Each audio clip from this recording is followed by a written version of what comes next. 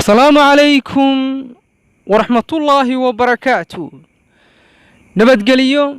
يا عافيمات تاما وورايا ندين رجينيا هدينيكو قبا حنونكا جنكم ماشيا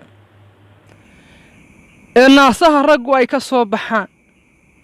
اما الناسها لغو يقانا علامة اما السيبتم كأوغوين إنو نيكو ناسها سوريدو اما الناسيه دمركو كلا يشو isagoo markaasi toos u develop gareeyay xanuunka aynu tilmaamnay ma uurayn karaa qof dumar hadii uu guursado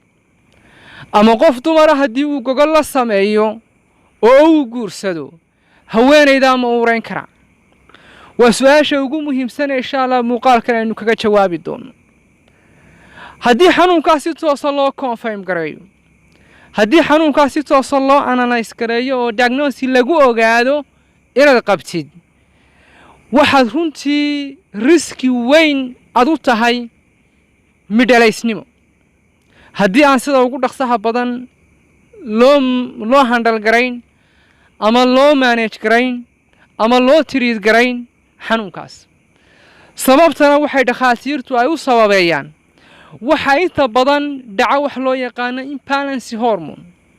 hormoonadii ninka ayaan isku dheelitirnay hormoonka leeyahay testosterone hormoonka ee ragga ku badan ee awoodooda raganimada muhiimka u ah iyo taranka iyo dareenka iyo kacsiga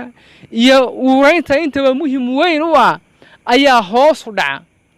aad buu hoos ugu dhaca waxa dabeetana booskiisa bedela oo isaguna saru kaca hormoonka oo leeyahay estrogen hormone oo dhinaca dhadigooshada iyo dumarka ku badan arrintaasi waxay keentaa ninkii in hamadiisi iyo dareenkiisa ay wax iska bedelaan stage-ka lagu xakameeyo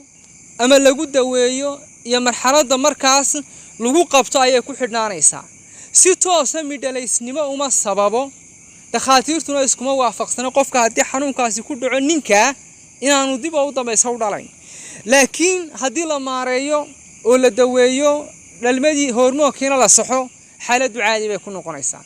haddii isagoo xataan qaba marka hore la maareeyana isagoo qaba ayuu dhalayaa laakiin khatartu aad bay u badnaanaysaa inaana dhalin ayaanay u badnaanaysaa dhasha ilaahay baa haya ilaahay baana ciduu doono siiya isagoo ciduu doono siinaya hablo ciduu doono siinaya wiilal ciduu doonana ka daynayo haddana laakiin arrinta scientifica ee caafimaadkeenu ina farayo inaynu markasta dhug u yeelano oo dareen u yeelano waa mid muhiim ah intaas ayaan muhiimadda ku soo koobaya sababta aan u soo qaadanayaana waxay tahay in markasta xaaladaada caafimaad aad la socoto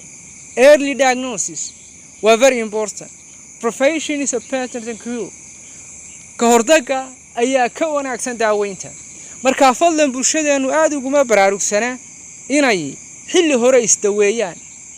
oo markaas xilli hore ay isbaaraan وانا حلق حنون كستلا مارين كرا ولكل ذاين دواء والسلام عليكم ورحمة الله وبركاته.